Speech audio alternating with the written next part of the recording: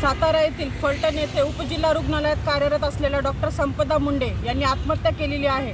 त्यांच्यावर जे लैंगिक अत्याचार झालेले आहे, त्यांचा मानसिक छळ झालेला आहे, कामाच्या ताणतणावामुळे त्यांनी ही आत्महत्या केलेली आहे। आम्ही ही आत्महत्या नाही तर संस्थात्मक हत्याच आहे असं म्हणत आहोत। आणि जे आरोपी पकडले गेलेले आहेत आणि जे आरोपी अजून पकडले गेलेले नाहीत त्यांना पकडण्यात यावं आणि कठोर कारवाई व्हावी, यासाठी आज सर्व संस्था एकत्र आलेल्या आहोत। Inner Wheel club, rotary club, Udgir स्त्रीरोग तज्ञ संघटना, स्वामी विवेकानंद कॉलेज, मातृभूमी कॉलेज, आम्ही सर्व एकत्र आलो आहोत। आमची हीच मागणी आहे की असा अत्याचार पुढे कुठल्याही महिलेवर होऊ नये। भारत माता की जय, भारत माता की जय।